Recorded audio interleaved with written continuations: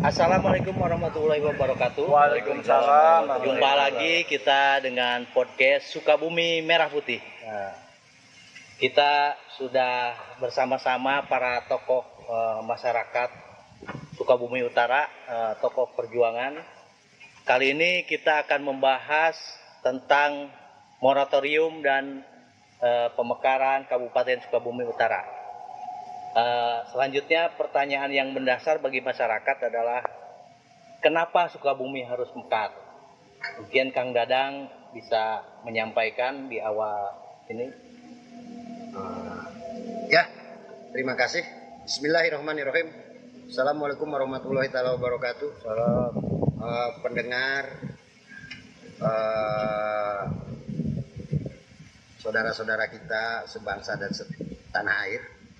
Kenapa harus yang namanya tadi sesuai dengan pertanyaan Kabupaten Sukabumi harus mekar? Artinya memang Kabupaten Sukabumi ini adalah memiliki sebuah jabatan adalah terlalu luas. Jadi 412.000 hektar itu Kabupaten Sukabumi memiliki administrasi 47 kecamatan, 381 desa, ditambah 5 kelurahan. Jadi jumlahnya cukup signifikan. Itu cukup besar, tidak cukup dipimpin oleh sebuah daerah administratif seorang bupati. Jadi artinya masih itulah. Jadi speed kontrolnya lemah sekali. Speed kontrolnya ya.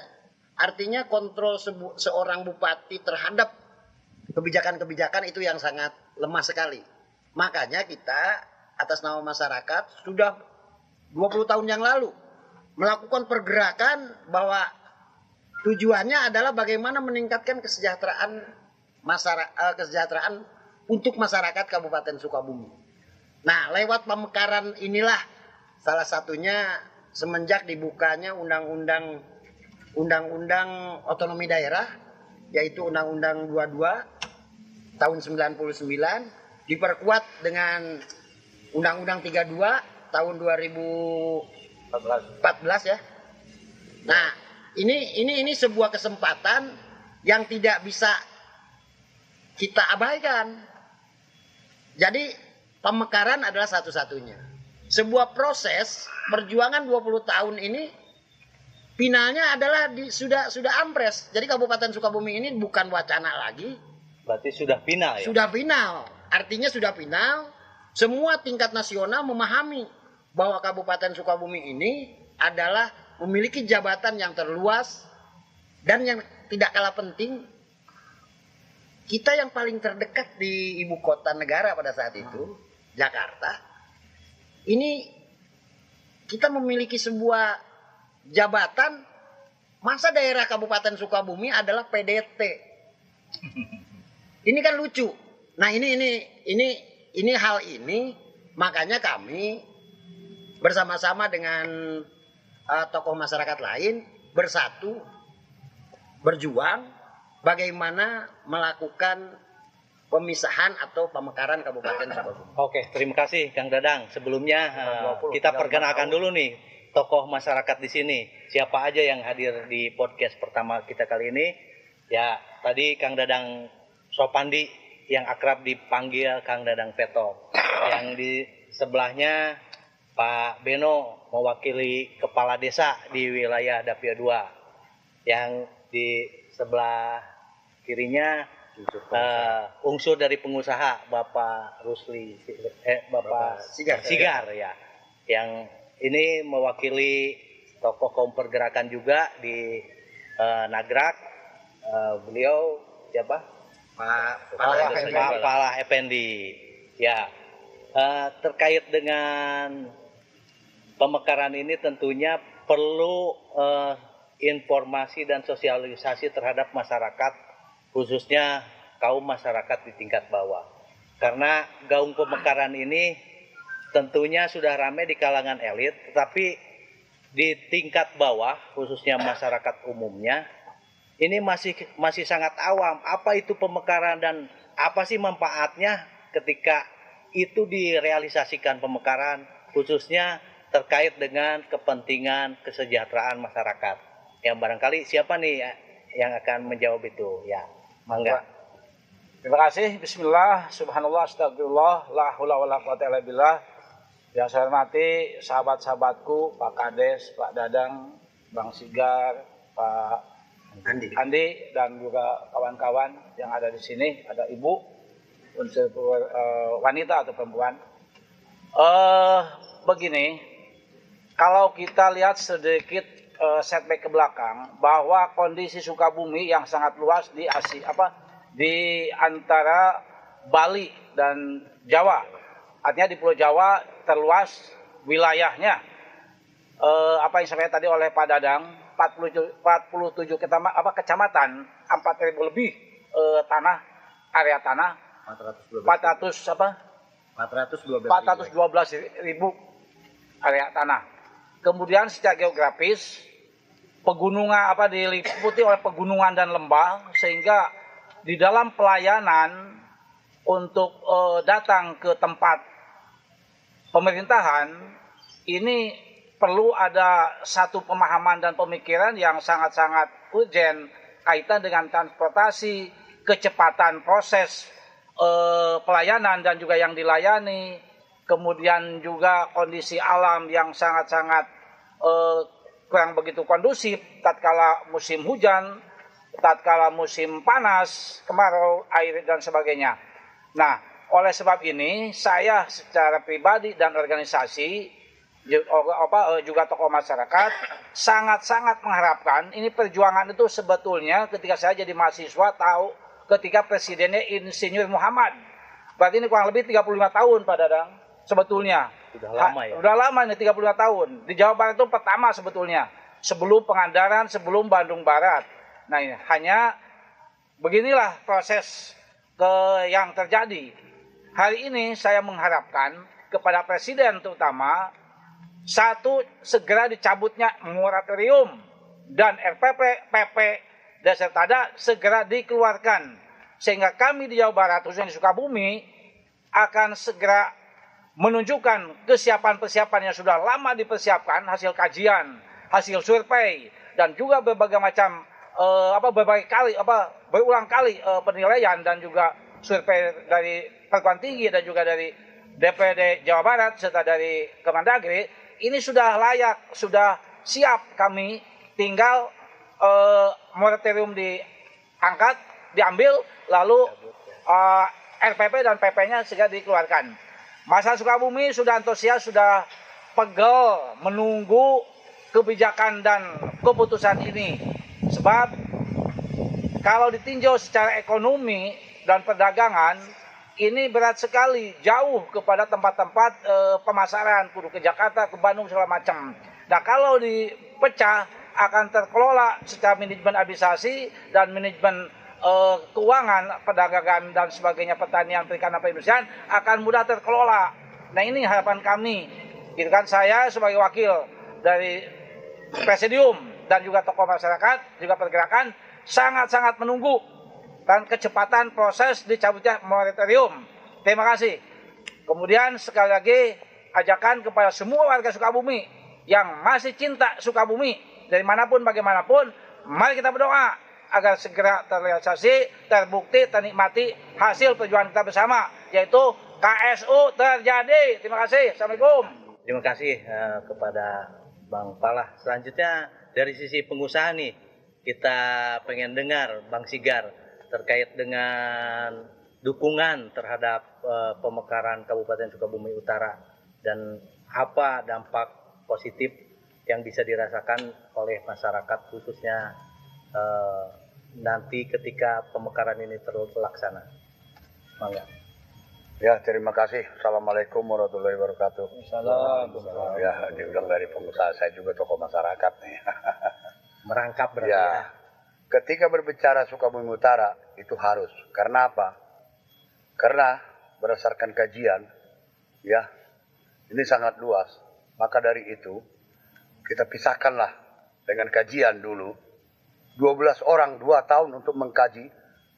Saya bawa orang untuk mengkaji kelayakan Sukabumi Utara. Ternyata ya 21 kecamatan. Cuman sampai sekarang ini kok belum ada realisasinya. Nah, ini mestinya harus sadar ya. Padahal Sukabumi Utara ini sudah ampres dan sudah selesai kajiannya. Sebenarnya tidak ada masalah lagi gitu. Karena apa? Kita melihat sekarang keadaannya kayak gimana. 47 kecamatan. Ya. Bagaimana sosialisasi tentang minimal informasi sampai ke tingkat masyarakat. Nah, inilah kendalanya. Maka dari itu, ya, kita sudah berapa tahun, ya, sudah hampir puluhan tahun kita sampai ke DPR, kemana, ke pusat. Bagaimana kelayakan supaya Sukabumi Utara ini tercapai. Karena apa? Itu tadi dasarnya kepentingan masyarakat, kepentingan oleh individu, kepentingan masyarakat. Nah, maka dari itu, ya, karena kita juga CDOB, calon daerah persiapan otonomi baru, itu sudah amanat presiden. Mestinya ini harus selesai sebenarnya dengan secepatnya. Karena apa? Ini kepentingan masyarakat. Di 21 kecamatan ini, semua itu masyarakat, ya, di dalam administrasinya, perwakilan, tingkat desa aja ada semua. Bahkan mereka mengatakan kalau bisa secepatnya Sukabumi Utara ini terlaksana. Yaitu Dunia usaha. nah, berbicara dunia usaha itu satu, ya. Kita melihat, maaf, 1000 kali maaf. Di daerah utara, ya, PAD-nya lebih gede. Penghasilan asli daerah. Tapi kenapa? Begini-begini saja. Ya. Karena tadi, ya itu tadi. Tidak jelas. Artinya, ketika berbicara administrasi, ada dari Kadinnya, ada dari ini, dari ini, dari ini. Ketika berbicara untuk khusus utara. Tapi ini kan keseluruhan. Ya. Cuman gak etis lah kalau saya bilang. Kalau di selatan kayak begini, kalau di utara kayak begini. Maka dari itu, ya, kalau bisa secepatnya Sukabumi Utara ini harus terlaksana. Karena tidak ada lagi permasalahan dari bupati, gubernur, udah, ini hanya di presiden. Bahwa calon daerah otonomi baru Sukabumi Utara segera. Jadi harapannya adalah presiden segera mencabut moratorium itu ya. Oh iya, supaya terlaksana gitu. Terlaksana. Karena kepentingan masyarakat. Karena sudah pindah berarti Sukabumi tidak ada hambatan lagi. Oh, dari segi administrasi dan lain-lain, ya, sudah cukup, tidak ada lagi. Bahkan saya sendiri adalah sampai pengurus sama beliau ini sampai di tingkat Porkonas nasional, bukan hanya di utara doang di Sukabumi. Menyuarakan Sukabumi. Menyuarakan Sukabumi, gitu. Maka dari itu, ya, calon daerah persiapan otonomi baru segeralah supaya terrealisasi dan masyarakat juga betul-betul terkelola dengan baik. secara individu. Itu aja barangkali. Oke, terima kasih Bang Sigar. Selanjutnya mungkin dari sisi pemerintahan nih, pemerintahan desa yang lebih condong, yang lebih berdekatan dan lebih bersentuhan langsung dengan masyarakat. Dari sisi pelayanan, dari sisi pembangunan, bagaimana pendapat Pak Beno tentang pemekaran ini? Haruskah terwujud segera atau seperti apa pendapatnya mewakili kepala desa ini? Assalamualaikum warahmatullahi taala wabarakatuh. Waalaikumsalam. Saya mewakili para kepala desa Sukabumi Utara dan kebetulan saya masuk di komunitas Parade Nusantara untuk Sukabumi Utara. Saya atas nama pemerintah Desa Babakan wilayah utara Sukabumi ingin menyampaikan dengan perjalanan BP3 KSM dan sekarang mungkin sudah menjadi DOM daerah otonomi baru dan Kabupaten Sukabumi Utara. Perjalanannya ya terlalu panjang kalau menurut saya. Kenapa terlalu panjang? Ya memang itu yang harus dilakukan pada saat itu. Dan saya mengucapkan juga kepada para pahlawan presidium yang sudah Meninggalkan kita, ya mudah-mudahan dia menjadi pahlawan yang terbaik untuk Kabupaten Sukabumi. Amin. Dan Allah menempatkan beliau di tempat surganya Allah. Amin. Amin. Kabupaten Sukabumi Utara itu harus segera terbentuk nih Pak Dadang ya. Kita berjuang itu ya pikiran, tenaga, harta sudah tidak dibaca lagi. Nah, yang paling penting kita ke depan, gimana caranya ini moratorium ini dicabut dan presiden itu segera mengeluarkan PP. Kenapa Sukabumi Utara harus segera dibentuk? Kami kepala desa melalui para Nusantara banyak yang tidak terkelola oleh Kabupaten Sukabumi, seperti untuk Sukabumi Utara itu jelas PAD-nya itu sumber alamnya adalah identiknya dengan air. Berapa juta kubik itu perusahaan air minum yang ada di utara. Kalau mungkin saya sebut itu tahun 85 itu Golden Mississippi Aqua. Tahun 85 itu Aqua, sampai saat sekarang itu berapa juta kubik. Kita baru ngitung nih, padahal baru Aqua saja nih. Belum tahun 97 ada Kerating Deng. Mungkin ada Ades, ada Total, ada Alto, ada Aires. Abah Mamin ya. Iya, itu untuk AMDK aja. Belum ada suplemen, ada minuman rasa. Itu untuk di Kabupaten Sukabumi Utara. Terus ada yang belum dikelola oleh pemerintah Kabupaten Sukabumi yang berkaitan dengan tata ruang Kabupaten Sukabumi, yaitu di bidang pariwisata. Ya. Pariwisata untuk Sukabumi Utara seperti daerah Cidahu. Potensi alamnya ada Curug Sawer. Ada jadi ada beberapa tempat wisata yang mungkin tidak dikelola sih sebenarnya, dikelola tapi mungkin pengelolaannya yang kurang baik. Yang akibat itu mungkin karena geografis Kabupaten Sukabumi itu terlalu luas. Seperti di desa saya, desa Babakanja itu ada beberapa mata air. Ada 4 Pak Padadang di desa Babakanja itu. Tahun 85 mungkin oleh Aqua Golden Mississippi yang sekarang berubah jadi Danone. Terus tahun 97 Kerating Deng. Nah, saya pengen supaya desa saya aja di desa Babakanja ya, ada pembuangan sisa dari air yang diambil oleh perusahaan tidak produksi. Saya pengen itu yang terbuang itu dibikin PDAM-des, karena PDAM untuk utara Sukabumi kita kekurangan air PDAM. Ya. Nah, harapan saya selaku kepala desa ingin memberdayakan itu supaya yang dibuang ke kali itu secara cuma-cuma kita kelola menjadi PDAM-des. Nah, saya hanya punya keinginan saja nih. Sedangkan dari pihak kabupaten sendiri semacam tidak ada, kalau dibilang tidak peduli sih nggak mungkin ya. Tapi ya mungkin tak itu Sukabumi sampai terrealisasi sampai saat ini. Nah, harapan saya selaku pemerintah desa untuk wilayah utara Sukabumi, kenapa saya ambisi pengen Sukabumi Utara ini mekar. Karena itu tadi banyak potensi-potensi alam yang tidak dikelola oleh Kabupaten Sukabumi. Makanya ya mungkin Pak Dadang selaku inisiator, Pak Bang Sigar juga, Pak Haji Pala, Pak Andi juga, kita udah berjuang habis-habisan. Tapi semangat itu kadang-kadang sempat terpatahkan karena ya moratorium itu tadi.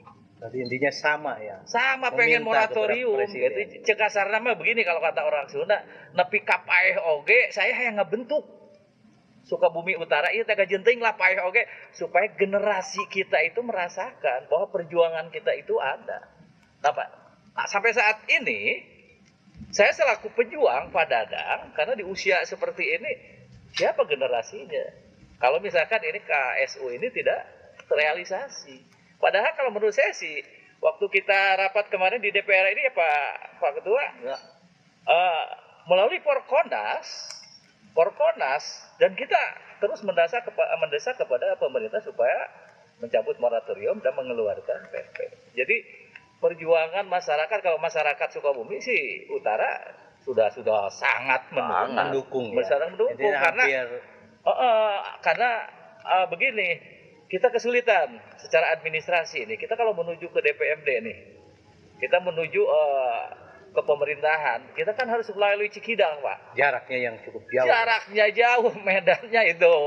Jadi beberapa alasan yang memang harus kalau menurut saya segera moratorium itu dicabut. Wajib berarti ya. Wajib. Pemerintah mudah-mudahan melalui presiden yang ke-8 nih. Ini singanya Asia. Melalui singanya Asia, Pak Prabowo segera moratorium dihapus, keluarkan PP. Sukabumi Utara, Jadi. yes. Terima kasih. Makar no. Karno. Terima kasih. Dengan itu tentunya seperti kita ketahui bersama, Sukabumi Utara nih, kita berbicara Sukabumi Utara, banyak masyarakat yang sekarang mengeluh tentang infrastruktur, terus pelayanan. Nah, menurut para tokoh di sini nih, bisa nggak pemekaran Kabupaten Sukabumi Utara menjawab itu sehingga masyarakat bisa tenang, jalan bagus, pelayanan cepat, mudah. Nah, itu gimana Kang Dadang tuh? Saya rasa kalau untuk terwujudnya Sukabumi Utara barangkali ya.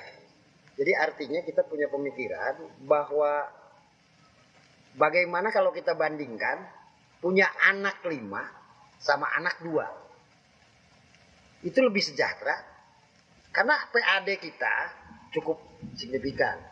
Kalau di Sukabumi Utara apa yang dikatakan tadi kawan-kawan atau dari tokoh masyarakat yang lain, barang tentu kalau yang namanya perubahan, speed and controlnya cukup kuat, terus pelayanan yang dekat. Pelayanan yang dekat, apa yang dikatakan tadi, kata Pak Kades. Pak Kades tadi mengutarakan bahwa kita memiliki sebuah potensi yang tidak terminit, ya. Ya. Artinya ini adalah duit gitu. Jadi artinya kalau berbicara tentang pembangunan, berbicara duit. Kalau berbicara tentang pelayanan, ya barang tentu. Kalau hanya 21 kecamatan, cukup menggunakan kendaraan saja. Ya, kalau dinas seorang bupati, dengan motor saja sudah cukup di utara itu. Dari Sukalarang sampai ke Cicuru batasannya. Jadi efisiensi, efektif. Jadi dalam lebih efisiensi, lebih apa dan pelayanan. sebagainya.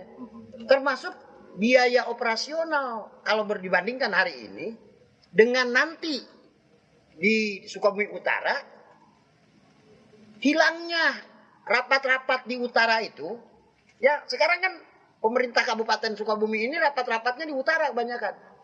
Jadi ini adalah sebuah penghamburan biaya. Nah kalau Sukabumi Utara titiknya di banget lah di wilayah Cibadak, jadi bisa kejangkau dan bisa cepat. Kalau berbicara tentang pembangunan, barang tentu. Karena cukup 15 menit atau paling lama setengah jam. Seorang bupati seandainya titik koordinatnya ada di Cibadak, sudah sampai. Kaget Bitung. Ke Geger Bitung, ke Sukaraja, Sukalarang. Yang paling jauh Sukalarang. Iya. Ujungnya adalah Cicuru. Jadi cukup dengan waktu setengah jam saja sudah selesai. Terus mengenai masalah wajar lah kalau berbicara tentang Kabupaten Sukabumi. Hari ini infrastruktur rusak. Ya, pelayanan sumber daya manusia kurang maksimal. Karena apa? Permasalahannya adalah luas wilayah. Jadi DAU, DAK-nya dibagi habis. Termasuk dana CSR. Justru lebih jelek daerah utara bangunannya. Semestinya dana CSR ini, mohon maaf Bang, sebentar. Dana CSR ini semestinya berfokus. Di mana? PAD. Di situ timbul, maka daerah penghasilnya harus istimewa dong. Contohlah Sukabumi Utara, dari ujung ke ujung ini industri. Seandainya kami bermimpi di Kabupaten Sukabumi, APBD-nya hanya untuk belanja publik atau untuk kepentingan rakyat, Mewah. pembangunannya oleh dana CSR saja sebenarnya sudah cukup. Mantap. Keren, mantap. Jadi ini tidak persis. Saya ambil contoh saja. Hari ini yang dilakukan oleh PT Danone atau Aqua ya, lebih trennya Aqua. Itu belanja modalnya hari ini bisa belanja jalan. Ya. Tidak pernah di depan rumah saya pada saat itu di Jalan Caringin Cidahu itu tidak pernah ada botol-botol rusak-rusak dan sebagainya. Karena kita bebankan bahwa kewajiban pengusaha adalah merawat jalan, merawat irigasi, merawat daerah aliran sungai. Anggaran CSR. Jadi dana dari dana CSR tidak membebankan APBD atau uang negara.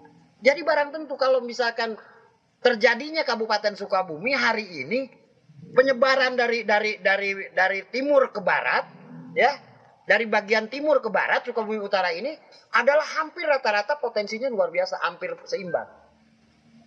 Gitu. Jadi artinya kalau berbicara tentang pembangunan, tentang pemerataan dan sebagainya, saya rasa kalau berbicara tentang dana CSR saja udah cukup.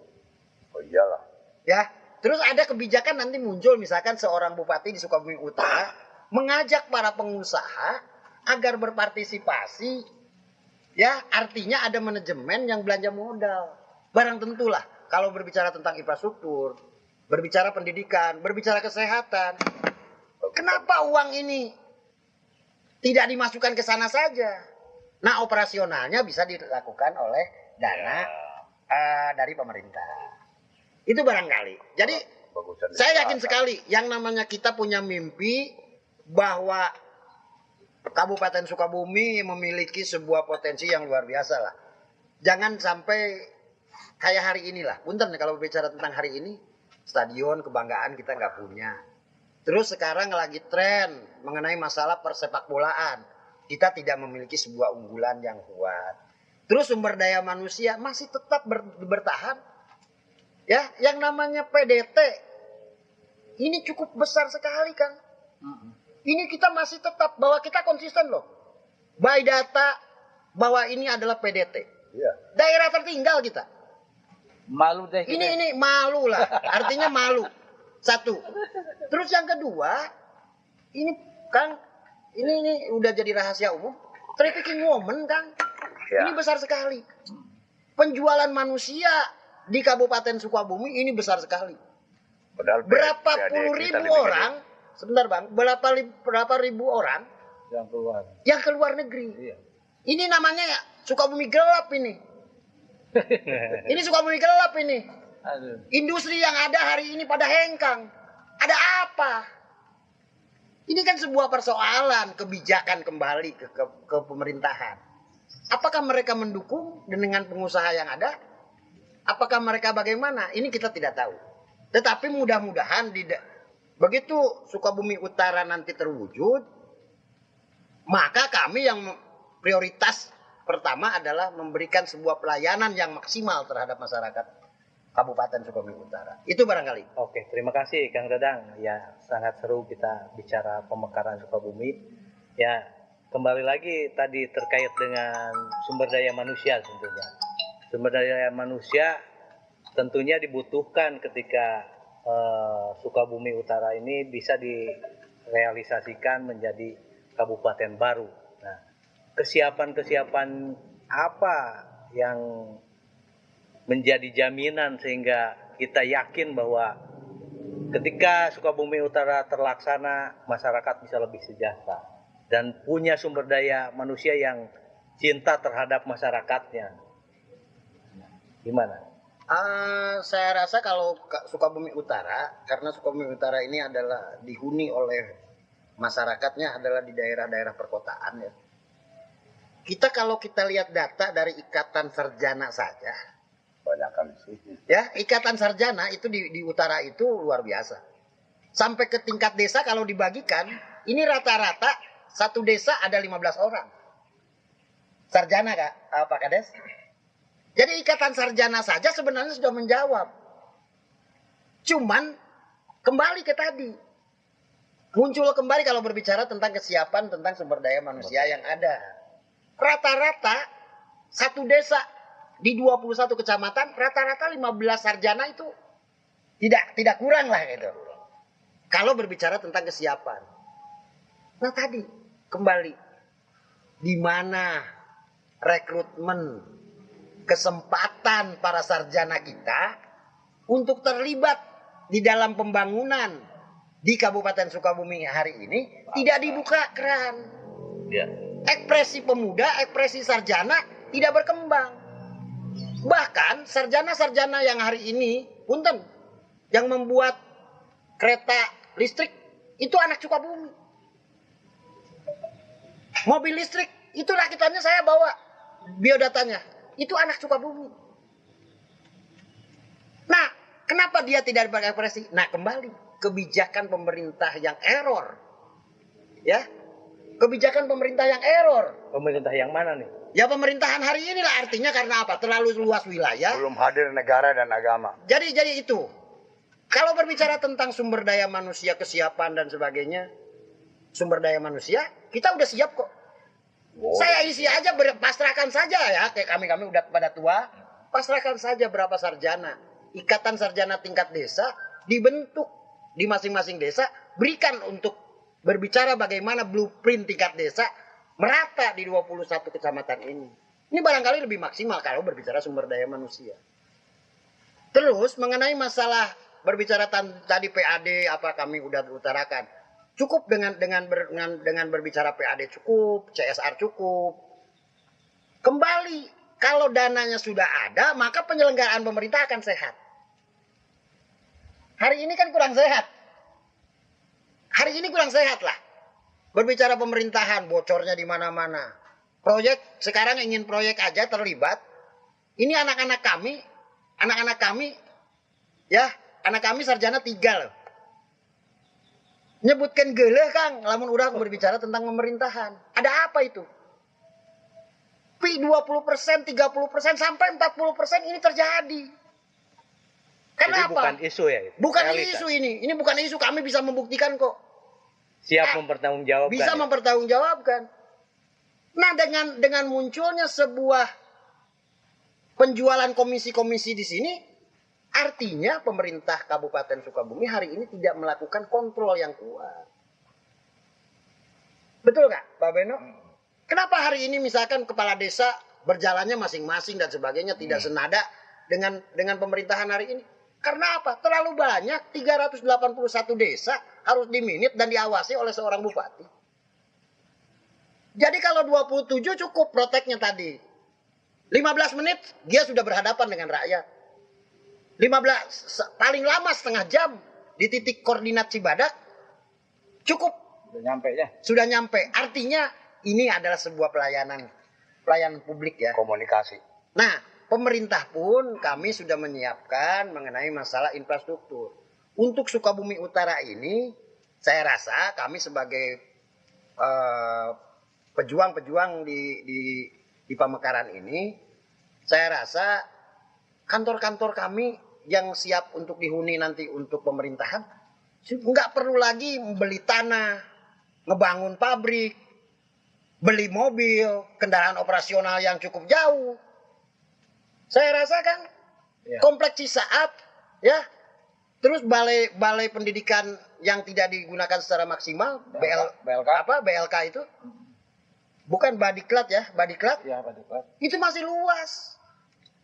Kami mempelajari, karena kami hidupnya dari zaman ke zaman ya, artinya kan dari zaman Pak Muhammad, Pak Anwari, Bupati.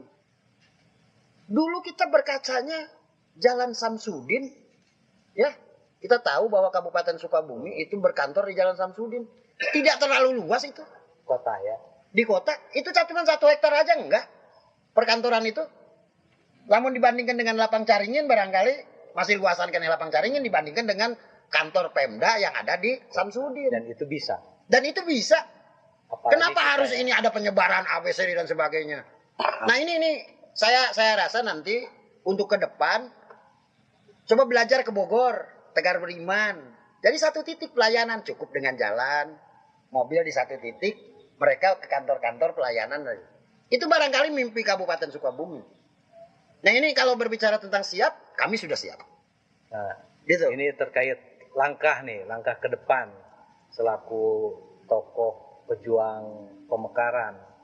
Ya, apa yang real dilakukan oleh para tokoh untuk mewujudkan supaya Bapak Presiden mendengar dan mencabut moratorium. Langkah konkret mungkin yang akan dilakukan ke depannya mau seperti apa? Bersama-sama dengan Korponas. Bismillah, nawaitulillah. Dengan izin Allah, insya Allah. Yang pertama langkah koordinasi, komunikasi, tindak lanjut dengan Muspida atau Forkopimda. Baik ke Dewan, sebab ini masih baru semua kan, ke Bupati, ke Gubernuran, sampai kepada DPR RI, Komisi 1-2, dan Kemendagri. Mudah-mudahan dengan waktu yang cepat kita bisa melaksanakan seperti itu. Kemudian langkah kedua adalah mempersiapkan tambahan administrasi yang diminta, yaitu jumlah penduduk, sebab tahun 2022 sudah lengkap, tapi kemarin ketika di Perkonas rapat se-Indonesia itu masih ada yang perlu dilengkapi, yaitu tadi jumlah penduduk dan juga anggaran. Kemudian lagi pembagian ASN atau pegawai. Sebetulnya itu sudah lengkap data. Hanya kalau 2 tahun ini ada perubahan, kami sudah siap dan sudah menyatakan kesiapan kami dan sudah koordinasi dengan TAPEM, dan TAPEM sudah menunjukkan kesiapan. Insya Allah Kang, besok lusa kita tinggal diklik dan atau juga koordinasi bisa sampai langsung ke Jakarta. Nah, yang paling perlu hari ini warga masyarakat ini tentunya ada satu progres supaya lebih paham, lebih tahu, dan dukungan itu yang maksimal. Nah, hari ini kadang-kala ada kendala, disebutnya tantangan bagi saya itu. Jadi masyarakat kita ini mudah terpengaruhi oleh pemahaman pemikiran dari pihak luar Sukabumi. Dan memang luar Sukabumi kadang-kala pribumi, tapi seakan-akan bukan pribumi. Kenapa tadi? Keterlibatan di bidang secara personal dan grup personal pegawai ini kan terus terang aja lah. Baru barangkali dulu zaman Pak Anwari listingan dengan bapak saya. Kemudian merendah Pak Sukma, kemudian Pak Marwan. Nah, itu yang betul-betul asli kelahiran Sukabumi. Itu pun belum maksimal dalam melaksanakan pemerintahan. Nah, kemudian pegawai, lihat aja lah, yang saya tahu ketika di kota atau ketika di ini, ya yang camat susah dan sebagainya. Kenapa? Karena tadi policy maker, kebijakan pemerintah belum menyentuh kepada keinginan warga yang sesungguhnya. Kaderisasinya agak lemah. Gitu. Contoh dulu ketika Pak Sukma pertama, saya sampaikan dengan Bang Rusli di rumahnya, Kang, coba ya gapura ini batas diperbaiki lah. Kemudian batas dulu kan Lido masuk kita, sekarang kan udah ke sana. Kemudian di Sukalarang, di pelabuhan. Gitu kan. Itu tahun berapa tuh? Tahun 8485. Saya tuh sudah angan-angan seperti itu. Disampaikan kepada Bupati Pak Maman, karena mungkin ya saya masih mahasiswa, belum belum di ini kan. Nah, pada Insinyur Muhammad ada respon pada waktu itu, hanya beliau kan namanya ya tidak lama lah memimpin di kita. Nah, dengan Ibu Sadiahnya saya dekat dulu, dengan istrinya komunikasi terus. Dan ini Pak Anwari dulu selalu memberikan motivasi. Sok pemuda maju. Ya sayangnya Sukabumi karena tadilah kultur kita adalah bekas jajahan, kemudian area perkebunan yang selalu ingin dinenak bobokan, dan memang diproses seperti itu, ya cukup cukup makan saja lah istilahnya. Setelah melek ke depan, Masya Allah kita ketinggalan Pak. Masa iya sih kita ketinggalan oleh Garut? Termasuk rekrutmen pegawai negeri. Rekrutmen pegawai, katanya selektif, tetapi ya gitulah. Siapa yang punya kedekatan secara pribadi atau organisasi atau kedekatan politis, gitu ya. Contohlah anak saya, adik-adik saya gitu kan, mau masuk itu susah banget, gitu kan. Inilah. Nah ini yang perlu. Nah kesimpulannya satu, bahwa kita secara geografis apa yang paparkan tadi perlu ada satu kesimpulan yang maksimal bahwa letak geografis itu merupakan satu kendala untuk memajukan Sukabumi. Makanya Sukabumi Utara harus jadi wajib. Yang kedua, dari sisi PAD ini perlu digali potensi-potensi alam, artinya SDA ini yang sampai saat ini tadi kata teman bahwa belum terkelolanya dengan maksimal, dan ini masih tenaga teknis, tenaga ahli masih didatangkan dari luar Sukabumi. Padahal sebaiknya orang Sukabumi insinyur banyak.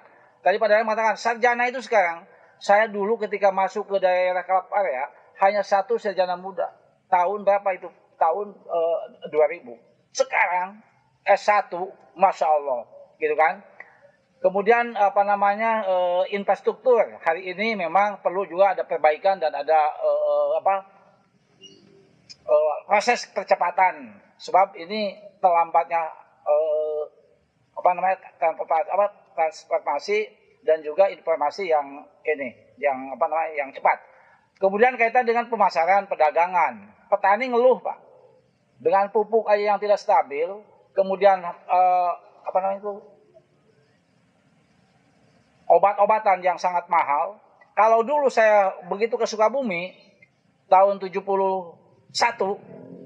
bahwa padi 1 kilo dapat pupuk 2 kilo istilahnya kan. 1 kawintal, 1 dacin itu dapat 2 dacin 200 kilo pupuk. Hari ini apa namanya 2 dacin apa namanya padi gabah itu bisa paling 1,5. Kenapa? Karena pupuk mahal. Dulu kan 1.500, 2.000. Sekarang berapa? 10 ribuan, Pak.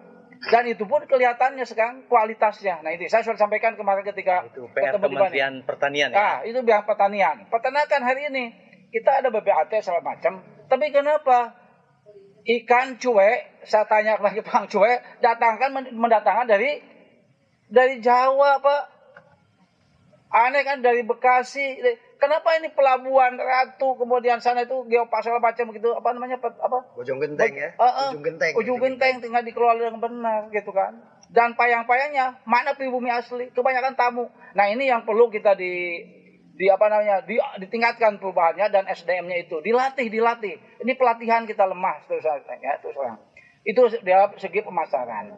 Kemudian lagi ditinjau segi konteks religi lah, agama. Kita itu orang agamis, gitu kan.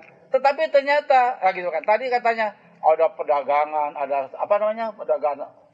Anak, itulah pokoknya. Aduh. Jadi intinya banyak ya permasalahan yang belum terselesaikan dengan baik. Yang mudah-mudahan nanti ketika betul, pemekaran bisa terrealisasi, itu bisa terjawab. Itu bisa terjawab dan bisa terrealisasikan. Insya Allah kami, walaupun usia sudah ABG, gitu kan, akan tetap semangat memperjuangkan bagaimana marwah dan kondisi Sukabumi supaya sejahtera rakyatnya. Amin. Baik, terima kasih. Itulah barangkali saya sampaikan. Terakhir mungkin para tokoh ini bisa langsung menyampaikan harapannya nih kepada Bapak Presiden Prabowo Subianto secara langsung melalui podcast ini. Mudah-mudahan bisa didengar dan bisa menjadi bahan untuk pencabutan moratorium. Oke, saya pada lanjutkan. Ya, gini. Kita lanjutkan pada komunikasi dengan Dewan. Ada Dewan yang Dapil Sukabumi, DPR RI, yang sampai saat ini dia pura-pura nggak tahu. Dewan yang mewakili Kabupaten Sukabumi ke pusat, juga ke Jawa Barat. Ini yang perlu mereka itu berpikir yang realistis. Dan secara organisatoris, secara politis, maka mereka harus betul-betul ikut sense of belonging, rasa memiliki terhadap Sukabumi. Itu yang perlu disitu. Kemudian lagi pihak gubernur dan juga pihak bupati sendiri. Kemarin saya coba sampaikan beberapa hal, kelihatannya responsibility-nya perlu disupport, perlu pendekatan secara humanis, perlu pendekatan secara struktural, dan perlu pendekatan secara administratif. Nah, ini perlu perjuangan oleh kita. Ini apa namanya tambahannya. Kemudian lagi saya minta kepada pemimpin kita, baik Pak KDM, Gubernur, untuk memberikan support dan terlibat di dalamnya agar KSU jadi, moratorium dicabut, begitu kan? Segera itu RPP dan PP-nya dikeluarkan sehingga Jawa Barat gaumnya bagus di mata dunia, mata nasional dan internasional. Yang alhamdulillah kemarin Pak Bupati selalu bilang nanti akan ada tahun ini mulai ke depan ada sarjana dokter kesehatan disebar di setiap desa, ada yang definitif secara formal. Kalau sekarang kan kadang-kadang non formal gitu kan, tuh nanti akan dipatenkan. Sama dengan Pak Sukma dulu ketika saya sampaikan itu pernah ada bidan yang khusus dilatih, disekolahkan bapak itu 60 orang kalau nggak salah, hanya kesini dia berkelanjutan, itu menyebar di desa, alhamdulillah. Sampai saat ini banyak dokter di desa yang belum ada dokter, kemudian juga belum ada bidan yang definitif yang formal, masih yang belum merata. Yang bukan yang belum diangkat itu apa sebetulnya? P3K. Kemudian juga ada yang kontrak dan sebagainya. Nah, ini sebetulnya kalau berpikir masalah Sukabumi Utara, insya Allah lah dengan 27 kecamatan, 21 desa, kecamatan. 21 kecamatan, insya Allah akan terkelola dengan baik. Kalau tadi ada kerjasama atau teamwork yang bagus antara NGO, masyarakat, akademisi, praktisi, kemudian lagi ya intelektual politisi, intelektual kiai ajengan. Ini sinergitasnya yang bagus, insya Allah. Sebut dulu kan pernah mengatakan apa Sukabumi itu? Gerbang Mapak, kemudian lagi gerbang Mahkamah, kemudian apa lagi kemarin itu? Sukabumi itu. Barokah. Sekarang adalah pintu gerbangnya ada Sukabumi Mubarakah. Nah, untuk Sukabumi Utara nanti apa? Itu kali. Oke, baik. Terima kasih Pak Pala. Terakhir mungkin berhubung Ya, ini saya ngomong dulu sebentar ya. Jadi begini, ketika berbicara 21 kecamatan Sukabumi Utara, itu sudah ampres. Sebenarnya urusan kabupaten dan Jawa Barat udah nggak ada. Itu dari presiden. Sudah ampres Sukabumi Utara itu. Ya, berarti harapannya gimana menurut Pak Sigar terhadap secepatnya, presiden? Ya secepatnya presiden ini.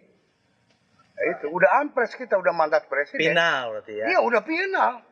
Karena berdasarkan kajian 2 tahun 12 orang saya survei ini. 12 orang 2 tahun. Ya. Nah, itu. Oke. Silakan Pak Kades.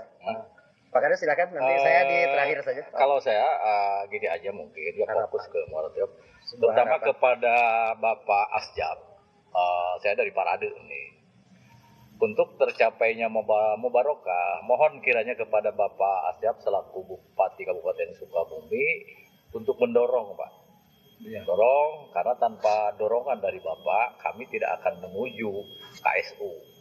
Dan untuk Bapak KDM nih, Bapak Aing, mohon juga nih supportnya, dukungannya gitu. Bukan dukung, bahkan dipangku ya. Kalau didorong hungkul tanpa yang lain-lainnya, ya nggak bakal nyampe juga. Didorong hungkul, ya tinggal ke. Ini sama Bapak Aing nih, mohon Bapak Aing, kami dipangku untuk menuju keluarnya PP.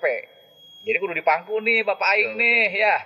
Supaya KSU Kabupaten Sukabumi Utara ini saya pengen terwujud, dan saya pengen ada cerita Kabupaten Sukabumi inilah pahlawannya begitu. Dan Pak Bupati sama memangku, dan Pak KDM juga memangku. Harapan kepada Pak Prabowo nih, Pak Prabowo historis kita, mungkin waktu itu saya juga di HKTI nih Pak Prabowo nih, pendukung. Bapak waktu jadi ketua HKTI, Himpunan Kelompok Tani Indonesia. Nah itu Bapak menggaungkan bahwa para petani di Indonesia pengen makmur. Terlebih lagi, nah sekarang nih Bapak udah jadi presiden yang ke-8 nih, dengan ketahanan pangan. Saya ingin mewujudkan cita-cita Bapak dari mulai ke HKTI melalui Kabupaten Sukabumi Utara. Saya jamin Pak, saya bukan 100% lagi nih, 1000% terpenuhi. Amin. Dengan catatan cabut moratorium, keluarkan PP. Ya, Hanya itu barangkali atas nama Kepala Desa Kabupaten Sukabumi Utara. Terakhir Kang Dadang mungkin sebagai penutup saya nih. penutup saja. Saya berharap dan waktu-waktu dekat, insya Allah saya sebagai pemrakarsa dan kami juga sebagai tokoh hari ini, artinya akan memfasilitasi 6 anggota Dewan DPR RI, 8 anggota DPRD Provinsi. Jadi kita akan audit, atau sifatnya kita undang. Nanti kita undang untuk melakukan podcast di sini, bagaimana langkah-langkah agar moratorium ini dapat dicabut. Karena merujuk kepada hasil kemarin rapat di Hotel Mercury Ancol itu, kajian dari Menteri Dalam Negeri ini, yang layak itu hanya 32 daerah, Ya. termasuk di Jawa Barat adalah 3. Bogor Barat, Sukabumi Utara, dan Garut Selatan. Ya. Artinya tidak keganggu. Apa yang dikatakan tadi sama Bang Sigar, bahwa itu yang sudah memiliki legitimasi. Legitimasinya adalah ampres. Ampres. Jadi kami berharap 6 6 anggota dewan yang berangkat dari Kabupaten Sukabumi bersuaralah. Bersuaralah di tingkat nasional. Jangan tidur aja. Nah, di tingkat nasional Iya. agar mendorong Menteri Dalam Negeri segera mengadakan rapat paripurna di DPR. Karena ini tinggal keberanian saja dan niat bagus untuk menuju keadilan, terutama di Kabupaten Sukabumi yang kurang adil hari ini. Konsep keadilan di sini adalah konsep keadilan dalam pembangunan. Jadi artinya apa dikatakan tadi, Pak Prabowo agar segera memutuskan moratorium. Untuk Ya. dicabut. Memutuskan dan mencabut moratorium agar segera mengeluarkan peraturan pemerintah tentang Desa penataan daerah. Desa Tada lah, apa itu? Desa Tada. Nah, ini barangkali harapan-harapan saya. Terus yang tidak kalah penting, saya mengucapkan terima kasih kepada anggota dewan provinsi yang tidak berhenti, kalau lihat di medsos, tidak pernah berhenti menyuarakan tentang pemekaran. Saya mengucapkan terima kasih. Saya tidak mengatakan bahwa semua ya, tetapi artinya saya mengucapkan terima kasih. Jadi nanti merasalah. Itu terima kasih. Assalamualaikum warahmatullahi wabarakatuh. Baik, terima kasih. Mudah-mudahan podcast kita kali ini bisa bermanfaat khususnya bagi Kabupaten Sukabumi Utara terwujud. Amin. Wabillahi taufiq wal hidayah. Wassalamualaikum warahmatullahi wabarakatuh. Waalaikumsalam warahmatullahi wabarakatuh.